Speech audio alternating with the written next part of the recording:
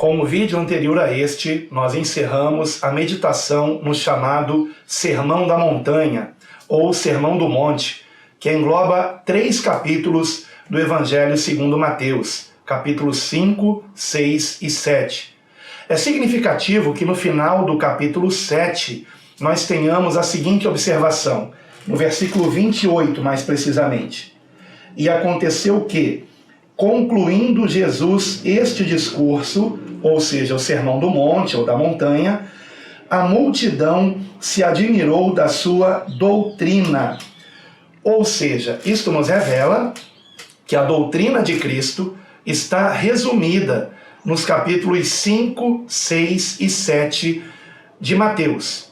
Mas logo a seguir, no próximo versículo, no versículo 29, que dá encerramento ao capítulo 7 de Mateus, é dito por que a multidão se admirou da sua doutrina.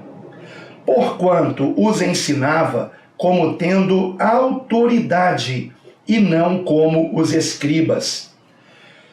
Os escribas, eles baseavam a autoridade deles naquilo que outros já haviam dito, no caso, os profetas, o que estava escrito no Pentateuco. Mas o Senhor Jesus, ele estava ensinando sem recorrer a textos do Antigo Testamento, da lei e dos profetas. A autoridade de Cristo estava nele mesmo. Então, por que ele tinha essa autoridade? Com que autoridade ele dizia aquelas coisas? Pois é precisamente isto que será respondido nos próximos 2 capítulos do Evangelho segundo Mateus, no capítulo 8 e 9. É muito interessante o modo como Mateus organizou o seu Evangelho. Eu quero lembrar você aquilo que já foi dito no vídeo introdutório ao Evangelho segundo Mateus. Os Evangelhos de Mateus, Marcos, Lucas e João não foram escritos para serem um documento histórico. Eles não foram escritos por historiadores querendo mostrar a ordem cronológica dos fatos. Eles foram escritos de um modo doutrinário, de modo didático. Por exemplo, o Evangelho segundo Mateus foi escrito para os judeus que se convertiam a Cristo, principalmente para estes. Então, os judeus que se convertiam a Cristo, por meio da pregação do Evangelho, eles aprendiam a respeito de Cristo com este Evangelho. Ao passo que o Evangelho segundo Lucas, por exemplo, era mais voltado para os gentios que se convertiam a Cristo, para aqueles que não eram judeus. Então, nós encontramos aqui, por exemplo, o Evangelho segundo Mateus, nos mostrando que a autoridade que Jesus tinha para ensinar o que ele havia ensinado nos capítulos 5, 6 e 7, será mostrada agora, no capítulo 8 e 9. Então, isso é muito significativo, é muito interessante. O versículo 29 termina dizendo: porquanto os ensinava como tendo autoridade. E que autoridade ele tinha para dizer o que ele disse nos capítulos 5, 6 e 7, que nós meditamos nos vídeos anteriores a este? A autoridade será mostrada agora, nos capítulos 8 e 9. Nós veremos nestes próximos 2 capítulos que o Senhor Jesus tem autoridade para curar enfermos, autoridade para repreender tempestades, ventos, ou seja, autoridade sobre a natureza, autoridade para expulsar demônios, ou seja, ele tem autoridade sobre todo e qualquer espírito imundo.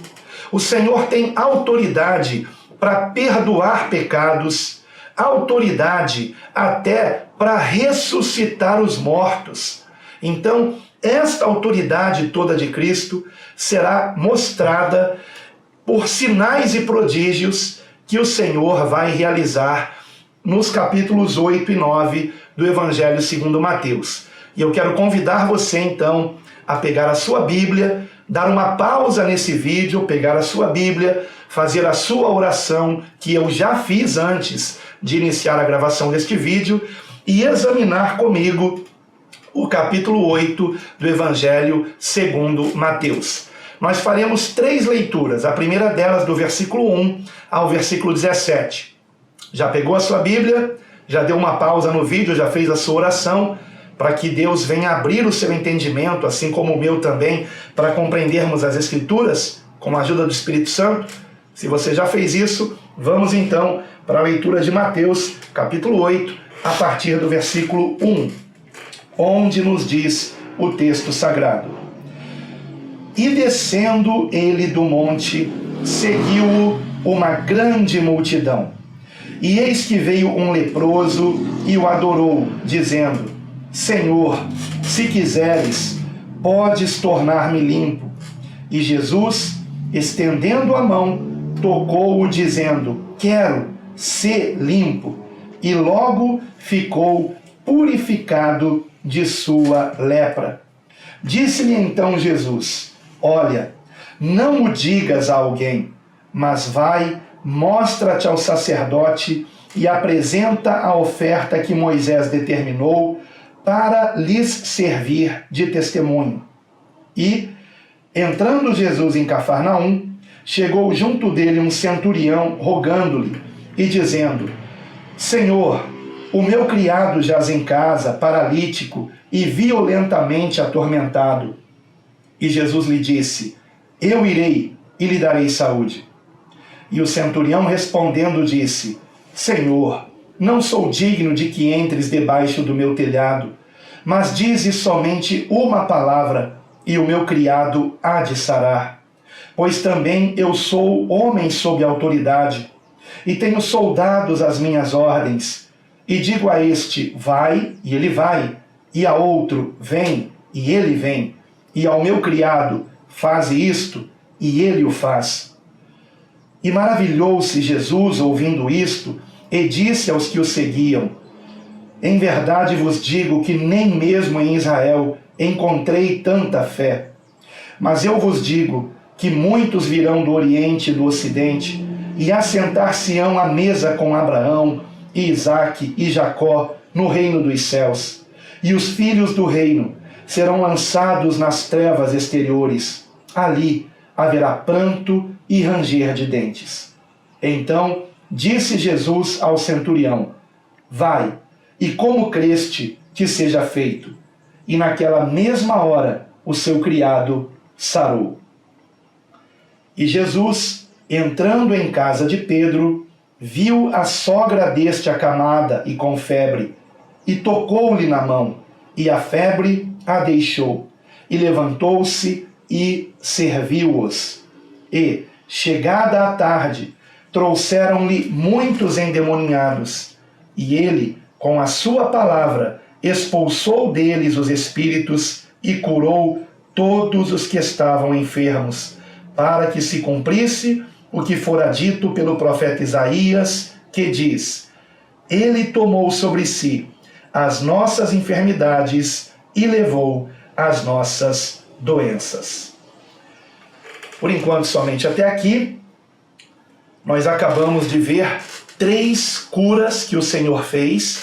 A primeira delas de um leproso, a segunda foi a cura de um criado de um centurião que estava paralítico e violentamente atormentado, e a terceira, a cura de uma mulher que estava com febre, que no caso era a sogra de Pedro. Essas 3 curas mostram a autoridade do Senhor Jesus sobre as enfermidades. Lembrando que no final dessas 3 curas é dito que não somente o Senhor curava os enfermos, mas também expulsava espíritos imundos de pessoas que estavam endemoniadas. E é significativo que a primeira dessas curas seja de um leproso. Por quê? Porque os leprosos, eles não podiam conviver no meio dos demais judeus. Então, este leproso que vai ter com Jesus, era considerado pelos judeus alguém imundo e castigado por Deus. Os judeus achavam que os leprosos eram, todos eles, pessoas amaldiçoadas por conta de algum pecado que haviam cometido. Certamente se baseavam em Números, capítulo 12, versículo 10, onde nós encontramos o relato de Miriam ficando leprosa por conta de um castigo divino que, se você ler ali o texto, o contexto, né, de toda a história, isso foi porque ela se colocou contra Moisés. E então o Senhor lhe dá esse castigo, mas Moisés intercede por ela e o texto dá a entender que 7 dias depois ela fica curada, fica limpa da lepra. Então, os leprosos, aos olhos dos judeus, eram pessoas que estariam debaixo de alguma maldição. Portanto, se tais pessoas tinham sido castigadas por Deus, somente Deus poderia curá-las. Não havia um remédio humano para livrá-las daquele mal, a não ser a própria palavra de Deus.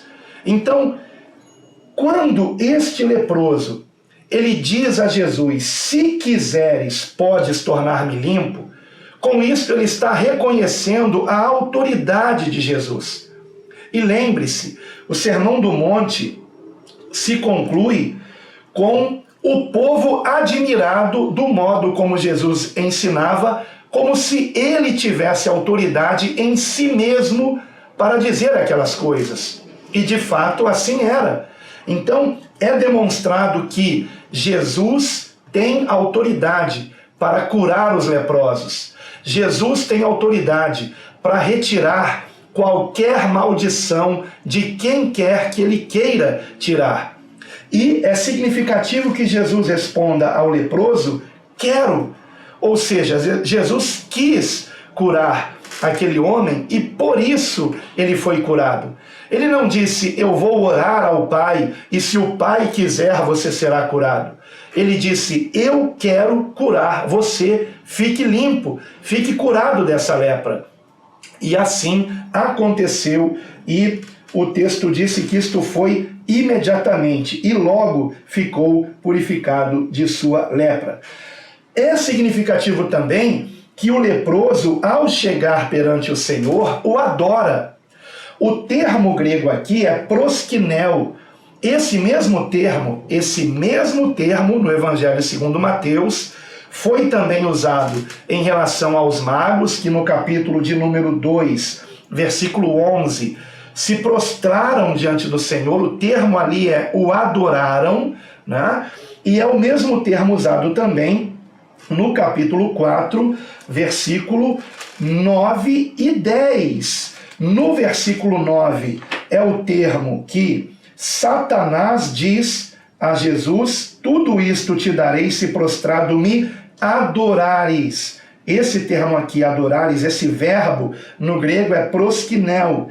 E Jesus responde no versículo 10, vai-te Satanás, porque está escrito, ao Senhor teu Deus proskinel. Ou seja, ao Senhor teu Deus adorarás. É o mesmo termo grego. Por que eu estou enfatizando isso aqui? Porque na versão utilizada pelos testemunhas de Jeová, toda vez que o termo se refere a Deus, eles traduzem como adorar, mas quando se refere a Jesus, traduzem como prestar uma reverência. Por que fazem isso? Porque não são honestos e traduzem sempre proskinel como adorar, que é de fato o sentido que o texto dá. Tanto é que o leproso adorou Jesus, que chamou Jesus de Senhor. Vejam que Jesus tinha acabado de trazer um grande ensinamento, uma grande didaquê, que é o termo grego, traduzido como doutrina, no versículo 28 do capítulo anterior, do capítulo 7 de Mateus.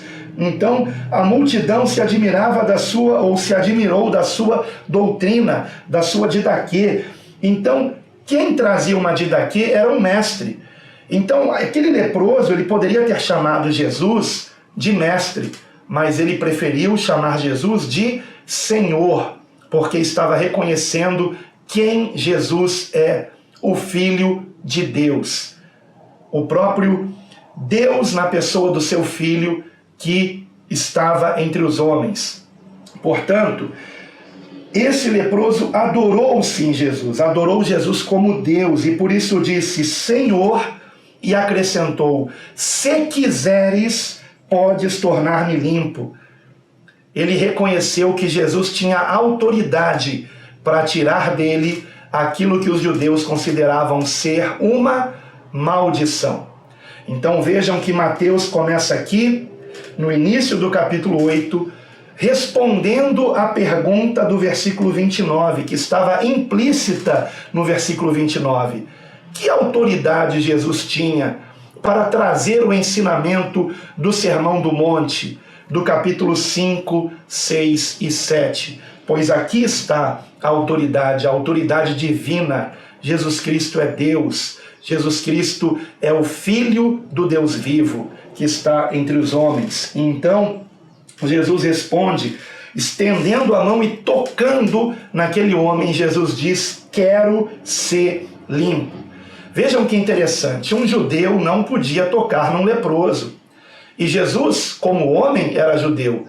Ele não poderia tocar no leproso, porque se ele tocasse no leproso, ele ficaria imundo. Era o que estava escrito na lei, mais especificamente no capítulo 5, versículo 3 de Levítico. Então, em Levítico estava escrito no capítulo 5, versículo 3, que quem tocasse em um leproso ficaria imundo. Então, Jesus não poderia tocar naquele homem. No entanto, o que acontece quando Jesus toca no leproso? Ao invés de Jesus ficar imundo, aquele que estava imundo fica limpo, fica curado, fica livre da maldição. Que maravilha! E isto aos olhos de todo o povo. Então vejam aqui a autoridade do Senhor Jesus, o poder do Senhor Jesus que lhe dá autoridade para ensinar o que foi dito em Mateus capítulo 5, 6 e 7. A ponto de Jesus dizer, ouvistes o que foi dito, mas eu, porém, vos digo. Aleluia! Essa é a autoridade de Cristo. Então, depois Jesus o orienta a se mostrar ao sacerdote, ou seja, Jesus não veio anular a lei para os judeus, veio cumpri-la e veio excedê-la, nos fazendo ter a vontade de Deus escrita no nosso coração, e então ele manda que o leproso vá se apresentar ao sacerdote, como estava prescrito em Levítico, capítulo 14, versículos de 1 a 4.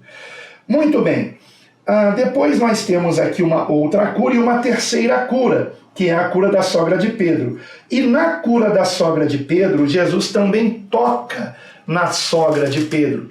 O texto diz no versículo 15 que Jesus tocou na mão da sogra de Pedro e a febre a deixou.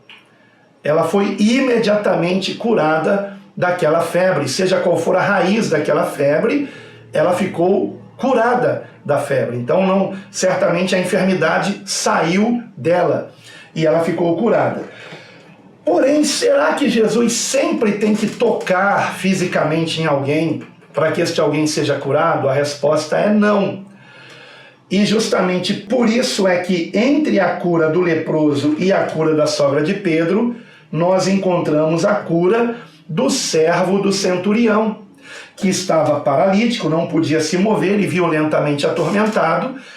E então Jesus diz, eu irei e lhe darei saúde. Primeiramente um leproso, que provavelmente era um judeu, diz que se Jesus quisesse poderia curá-lo, e Jesus diz, eu quero, seja curado. E depois o servo de um centurião. E o centurião não era um judeu. O centurião era um oficial romano que tinha ao seu comando 100 soldados. Por isso era centurião, vem de 100. Né? Então ele comandava 100 soldados. Ele era um gentio. Ele não era um judeu e era inclusive um inimigo dos judeus, por ser um romano, que era o império que estava oprimindo os judeus naquele período. Os judeus estavam debaixo do imperialismo de Roma, que estava dominando o mundo daquela época. Então, o que Mateus está nos mostrando aqui, colocando logo a seguir da cura do leproso a cura do servo do centurião, é que a vontade do Senhor é curar a todos, não apenas aos judeus, mas também aos gentios, mas também nos mostrar que o Senhor Jesus não precisava tocar nas pessoas para que elas fossem curadas. Bastava que elas tivessem fé. Mas o milagre parte do Senhor. O poder está em Cristo, a autoridade está nele. Mas sem fé, como nos diz em Hebreus capítulo 11, é impossível agradar a Deus. Então é necessário que tenhamos fé. O leproso teve fé. Ele disse: Senhor, se quiseres, podes tornar-me limpo. O centurião também teve fé. Quando o Senhor Jesus disse: eu irei e lhe darei saúde, o centurião, ele demonstrou não somente fé, mas humildade ao dizer: Senhor, não sou digno de que entres debaixo do meu telhado, mas dizes somente uma palavra, e o meu criado há de sarar. Pois também sou homem sob autoridade. Ou seja, o termo autoridade não está sendo repetido aqui por acaso. Ele já tinha sido dito no final do capítulo 7, e é dito agora no versículo 9 de Mateus 8, mostrando que Jesus tem autoridade. Então o centurião diz: pois também eu sou homem sob autoridade, e tenho soldados às minhas ordens. E digo a este: vai, e ele vai, e a outro: vem, e ele vem. E ao meu criado: faze isto, e ele o faz. E maravilhou-se Jesus ouvindo isto, e disse aos que o seguiam: em verdade vos digo que nem mesmo em Israel encontrei tanta fé. Se o Senhor Jesus diz que nem mesmo em Israel ele havia encontrado tanta fé, é porque o Senhor Jesus busca encontrar em nós fé. Ele está procurando aqueles que nele creem. Você crê no Senhor? Você tem fé no Senhor? Você compreende que ele tem toda a autoridade nos céus e na terra? Então, que você esteja cada dia mais se aproximando dele, buscando andar segundo a sua vontade e confiando nele, pedindo a ele sem nada duvidar. Como nós veremos mais adiante, no capítulo 9, no próximo vídeo, que é isso que o Senhor espera de nós. Nós encontramos aqui também o Senhor Jesus dizendo o seguinte: mas eu vos digo que muitos virão do Oriente e do Ocidente e assentar-se-ão à mesa com Abraão, Isaque e Jacó no reino dos céus. O Senhor está se referindo aqui ao que Isaías já havia profetizado no capítulo 25, versículos de 6 a 8, depois você pode conferir na sua Bíblia. E também ao que está dito em Apocalipse, capítulo 19, versículo 9, sobre as bodas do Cordeiro. E a respeito do que o Senhor Jesus também falará na parábola das bodas, no capítulo 22, versículo 2. Quando, se Deus assim permitir, eu estiver meditando em Mateus 22, eu vou falar melhor a respeito disso. Por ora, o que eu quero aqui enfatizar é que o Senhor está aqui mais uma vez nos mostrando que a salvação é para todo aquele que crê, não apenas para os judeus, mas para todos, do Oriente e do Ocidente, que nele creem, como este centurião creu também. Então, tudo é possível ao que crê, porque nada é impossível para Deus. E a última cura é a cura da sogra de Pedro. E se Pedro tinha uma sogra, é porque Pedro era casado. E logo, se Pedro era casado, e os católicos dizem que ele foi o primeiro papa, por que o papa não pode se casar? Por que os padres não podem se casar? Essa foi uma das perguntas que eu fiz quando eu era católico, e por conta de tantas perguntas que eu fazia na minha adolescência, antes da missa, né, no grupo de adolescentes que eu fazia parte, eu fui praticamente expulso da Igreja Católica por isso, por causa dos meus questionamentos. E vou deixar aqui em cima, aparecendo o link justamente de um testemunho que eu já dei a respeito disso, sobre a minha passagem pela Igreja Católica. E uma das perguntas que eu fiz e que não gostaram de ouvir foi essa: por que os papas não podem se casar, os padres não podem se casar, se aquele que os católicos dizem que foi o primeiro papa tinha uma sogra, evidentemente ele era casado. Mas não quero aqui falar de religião, ok? Mas da verdadeira religação que há entre Deus e os homens, que é Jesus Cristo. Então, queridos irmãos, prosseguindo aqui, vamos para mais um trecho de Mateus capítulo 8, que vai do versículo 18 ao 22, que nos diz assim: e esse pequeno trecho aqui, do 18 ao 22, é como um parênteses que Mateus faz entre os relatos de cura, entre os relatos de sinais e prodígios do Senhor. 18 a 22. E Jesus, vendo em torno de si uma grande multidão, ordenou que passassem para o outro lado. E, aproximando-se dele um escriba, disse-lhe: Mestre, aonde quer que fores, eu te seguirei. E disse-lhe Jesus: as raposas têm covis, e as aves do céu têm ninhos, mas o Filho do Homem não tem onde reclinar a cabeça. E outro de seus discípulos lhe disse: Senhor, permite-me que primeiro vá sepultar meu pai. Jesus, porém, disse-lhe: segue-me e deixa os mortos sepultar os seus mortos. Muito bem, aqui nós temos um parênteses que Mateus abre nos relatos de sinais e prodígios que atestam a autoridade que o Senhor Jesus tinha para dizer o que foi ensinado no Sermão do Monte, em Mateus capítulo 5, 6 e 7. Por que Mateus abre esse parênteses aqui? Justamente porque alguns discípulos, muito empolgados ao perceberem o poder que Jesus tinha, poderiam querer segui-lo pela motivação errada. É o que vemos aqui.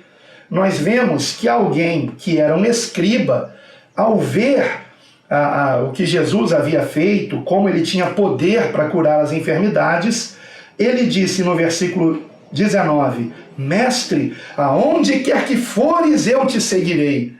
Porém o Senhor Jesus lhe adverte: as raposas têm covis e as aves do céu têm ninhos, mas o Filho do Homem não tem onde reclinar a cabeça. O Senhor está aqui nos alertando que quando nós nos dispomos a segui-lo, precisamos compreender que isto poderá nos trazer problemas. Isto poderá fazer até mesmo com que não tenhamos onde morar, que não tenhamos a receptividade que nós esperávamos acerca da pregação do Evangelho. Isto principalmente acontece quando pessoas se convertem a Cristo em países onde há perseguição ao Evangelho, em países onde é proibido se declarar cristão. São pessoas que acabam perdendo propriedades, bens, porque são deserdadas de suas famílias por terem se convertido a Cristo. Então o Senhor Jesus está nos lembrando aqui que, se quisermos segui-lo, precisamos estar dispostos a perdermos nossos bens materiais por amor do Senhor e do seu Evangelho. É também interessante que este escriba chamou Jesus de mestre. Ele não chamou Jesus de Senhor, como aquele leproso havia feito, por exemplo, e também, eu esqueci de mencionar, como o centurião havia feito. O centurião, quando se dirigiu a Cristo, no versículo 6, ele disse: Senhor, o meu criado jaz em casa, paralítico e violentamente atormentado. Então ele chamou Jesus também de Senhor. Mas este escriba, e lembre-se, os escribas eram os teólogos daquele tempo, eram os que estudavam os escritos da lei e dos profetas, do que hoje chamamos de Antigo Testamento. E não é verdade que hoje há também os teólogos que se dizem cristãos, mas que reconhecem Jesus apenas como mestre. Na prática, eles não creem de fato que Jesus seja Deus. Nós vemos isso na prática porque eles, por exemplo, negam que Deus tenha poder hoje para curar pessoas, ou que o Senhor Jesus, ou que o nome de Jesus tenha poder hoje para curar pessoas enfermas, ou para expulsar demônios. Então, estudam tanto o que dizem ser a palavra de Deus, mas não creem no Deus da palavra. Têm aparência de piedade, mas lhe negam o poder. Infelizmente, existem denominações inteiras que se dizem cristãs, cheias de pessoas assim, infelizmente, que negam que Jesus Cristo é o mesmo ontem, hoje e eternamente, como se o seu poder para curar não pudesse mais ser exercido hoje em dia.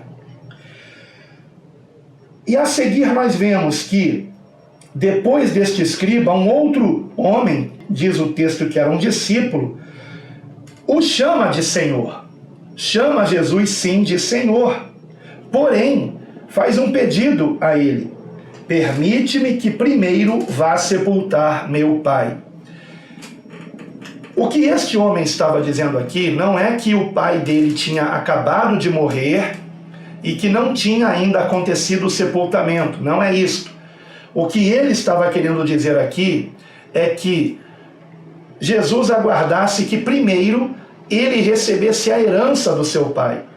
Porque tendo a herança do seu pai, tendo dinheiro, ele talvez não precisasse passar por aquilo que o Senhor Jesus tinha advertido ao escriba.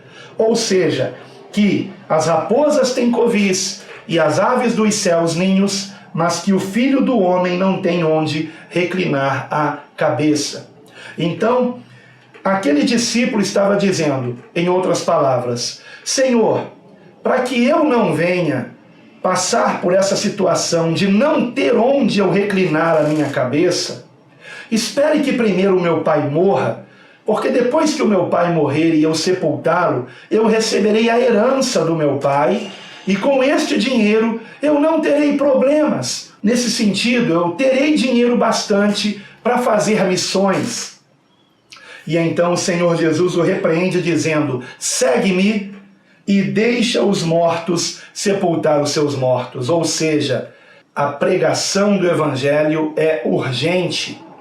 Você não tem que esperar ter dinheiro para obedecer ao chamado missionário. Como você está? Se você está sendo chamado pelo Senhor para pregar o Evangelho, seja localmente ou globalmente, vá, obedeça ao Senhor. Obedeça ao Senhor. Atenda ao chamado do Senhor.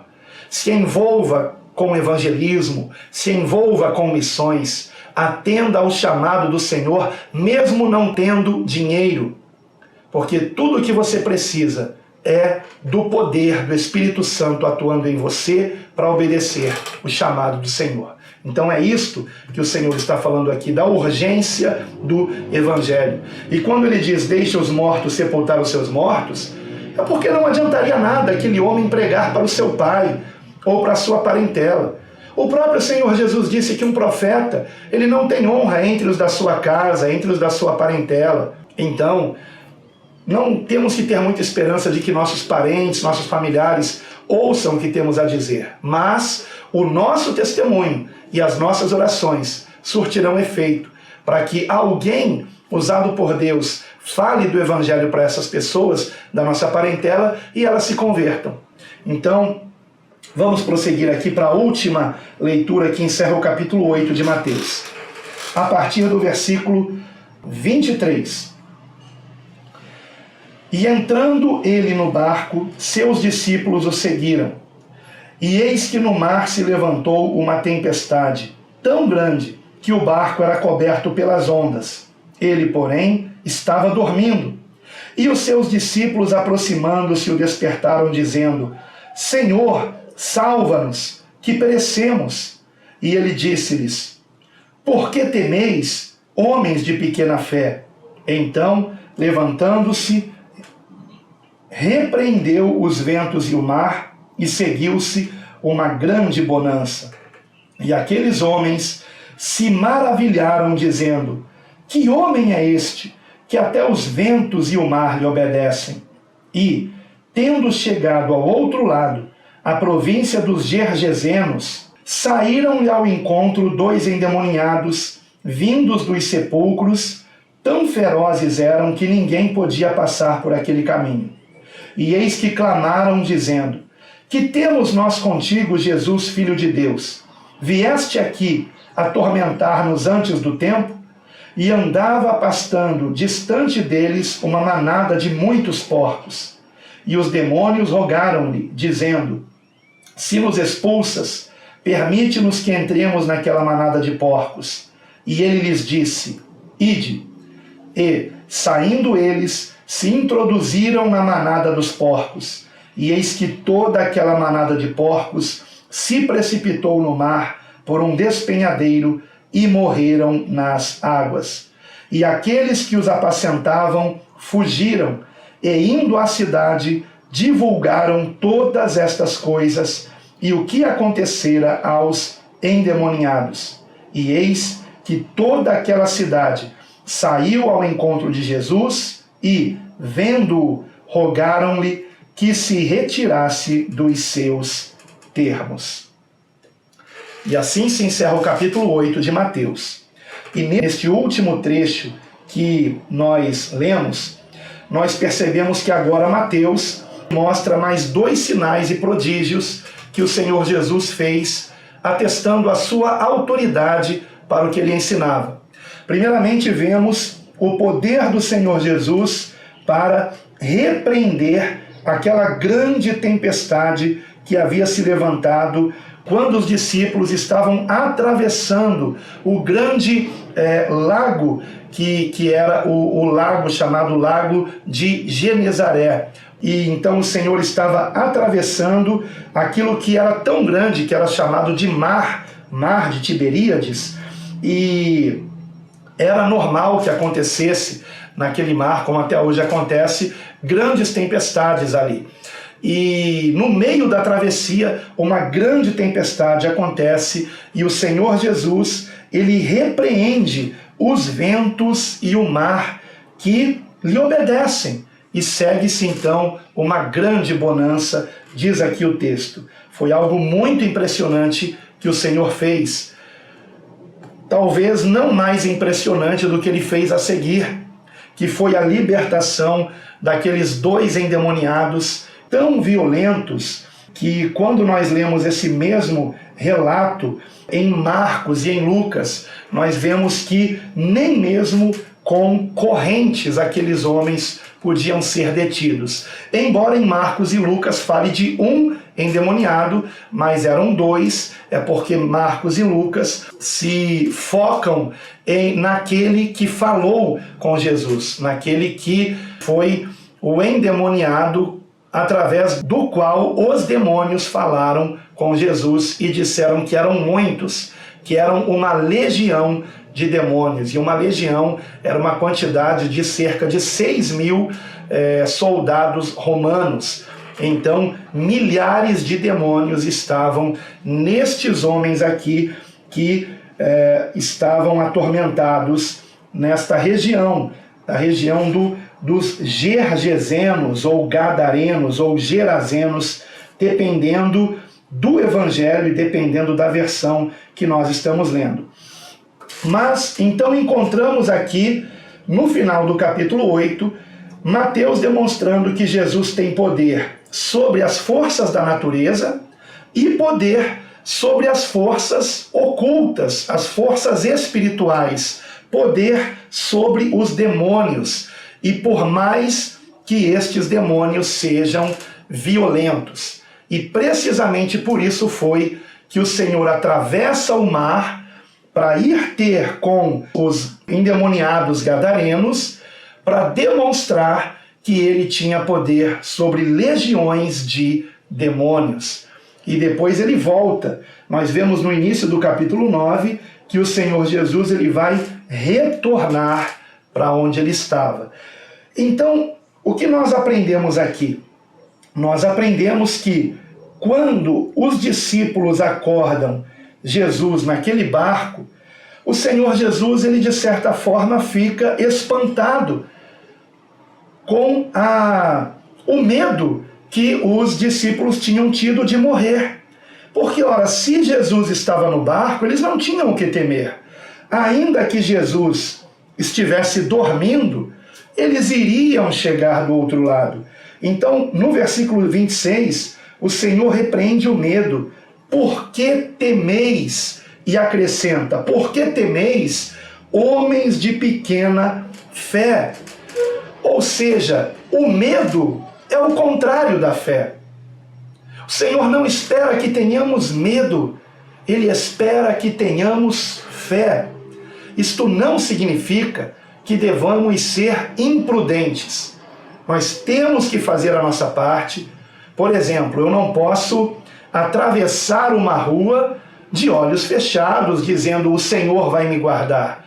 Se o Senhor me deu olhos, eu tenho que olhar para os dois lados e ver se não vem nenhum carro ou se o sinal está fechado para os carros para que eu possa atravessar a rua. Então, a prudência, ela é necessária, mas a fé, ela precisa ser exercida nos momentos em que nós estamos agindo com prudência, fazendo a nossa parte, mas precisamos também ter confiança de que Deus fará a parte dele. O Senhor faz aquilo que nós não podemos fazer, mas aquilo que podemos fazer, o Senhor espera que façamos. Quando meditarmos em João capítulo 11, na ressurreição de Lázaro, veremos isso. Porque o impossível o Senhor fez, ressuscitar Lázaro, mas antes de ressuscitá-lo, ele pediu que os homens fizessem o que eles poderiam fazer. Tirai a pedra do sepulcro. Eles tiraram a pedra do sepulcro e aquilo que eles não podiam fazer, ressuscitar Lázaro, então o Senhor fez.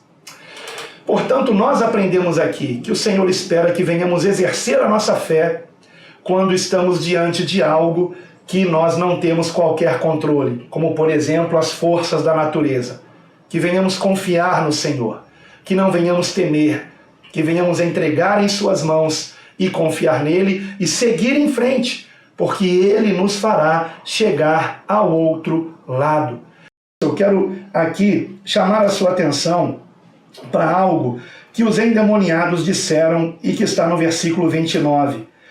Que temos nós contigo, Jesus, Filho de Deus? Primeiramente, vejam que interessante. Os demônios foram os primeiros a reconhecer quem Jesus é, o Filho de Deus. Nós encontramos em Mateus capítulo 3, versículo 17, nós encontramos o próprio Deus dizendo, após o batismo do Senhor, eis que uma voz dos céus dizia, este é o meu Filho amado, em quem me comprazo. Então nós vemos aqui que, primeiramente, Deus reconhece que Jesus é seu Filho, com uma voz vinda dos céus. Em segundo lugar, em Mateus, nós encontramos também, no capítulo 4, versículo 3, Satanás, ou seja, o diabo, reconhecendo que Jesus é Filho de Deus, dizendo, se tu és o Filho de Deus, manda que estas pedras se tornem em pães. Satanás sabia que Jesus é Filho de Deus e tentou colocar dúvida no coração do Senhor a respeito disso e, ao mesmo tempo, tentando induzi-lo a obedecê-lo. Mas o Senhor não caiu no ardil de Satanás. E agora nós encontramos estes endemoniados, ou seja, os demônios, através destes dois homens, reconhecendo quem Jesus é, o Filho de Deus. Mas até o presente momento, nós não vemos ninguém chamando Jesus de Filho de Deus. Primeiramente, nós encontramos os demônios fazendo isso. Então, os demônios sabem o poder que o Senhor Jesus tem. Eles sabem muito bem que eles não têm qualquer poder contra o Senhor Jesus Cristo, que ele é o Filho do Deus vivo. E é interessante que após chamarem Jesus de Filho de Deus, os demônios dizem, vieste aqui atormentar-nos antes do tempo. Por que eles disseram isto antes do tempo? Porque os demônios sabem, assim como Satanás, o diabo, sabe que eles têm um tempo determinado para estar atuando nessa terra. E quando acabar esse tempo, eles serão lançados no lago de fogo para toda a eternidade. E essa questão do antes do tempo é revelada em Apocalipse, no capítulo 12, versículo 12. Depois você pode conferir na sua Bíblia, que o diabo sabe que pouco tempo lhe resta. Então, esse termo Filho de Deus é um termo referido ao Messias. Ele é dito, por exemplo, no segundo Salmo, Salmo 2, no versículo 7 deste Salmo. Depois você pode conferir também. E já que eu estou falando sobre Filho de Deus, eu gostaria também de falar sobre a expressão Filho do Homem, para encerrar aqui a nossa meditação em Mateus 8.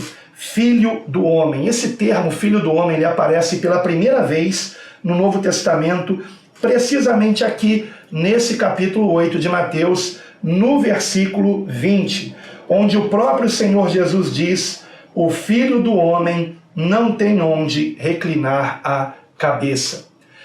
Esta expressão, Filho do Homem, era o modo como o Senhor Jesus falava a respeito de si mesmo. Por que ele usou essa expressão? Por dois motivos. Primeiramente, porque esta expressão, Filho do Homem, foi o modo como o profeta Daniel, no capítulo 7, versículos 13 e 14, ele relata a visão que ele tinha tido do Messias, do Filho de Deus e do seu reinado. Ele diz o seguinte, Daniel capítulo 7, versículo 13. Eu estava olhando nas minhas visões da noite, e eis que vinha nas nuvens do céu um como o Filho do Homem, e dirigiu-se ao ancião de dias, e o fizeram chegar até ele. E foi-lhe dado o domínio, e a honra, e o reino, para que todos os povos, nações e línguas o servissem. O seu domínio é um domínio eterno, que não passará, e o seu reino tal, que não será destruído. Então vejam que aqui Daniel tem a visão de Cristo, do Filho de Deus, e o chama de Filho do Homem. E esse mesmo termo, Filho do Homem, que é atribuído a Cristo pelo profeta Daniel, foi também o termo como Ezequiel, outro profeta, foi ele mesmo chamado pelo Senhor. Então, em Ezequiel, por exemplo, capítulo 2, versículo 1, nós encontramos a primeira vez em que o próprio Deus chama um homem de Filho do Homem. E nós vemos no profeta Daniel um homem chamando o Filho de Deus de Filho do Homem. O que significa isto? Significa que o Senhor Jesus, ao referir-se a si mesmo como Filho do Homem, ele estava demonstrando que, ao mesmo tempo, ele é aquele a quem Daniel viu e que está revelado no seu livro, no livro do profeta Daniel, no capítulo 7, versículos 13 e 14, e ao mesmo tempo ele se identifica com um dos profetas, que é o profeta Ezequiel, mostrando Jesus com isto que, ao mesmo tempo, Jesus é Deus e ao mesmo tempo homem, sendo, portanto, o único mediador entre Deus e os homens. Ele chamava a si mesmo de Filho do Homem. E neste mesmo capítulo, no capítulo 8 de Mateus, nós o vemos sendo chamado de Filho de Deus. Portanto, podemos aqui entender que neste capítulo nós aprendemos que o Senhor Jesus tem todo o poder no céu e na terra. E ele pode exercer este poder entre os homens, porque ao mesmo tempo ele é Filho do Homem e ao mesmo tempo ele é Filho de Deus.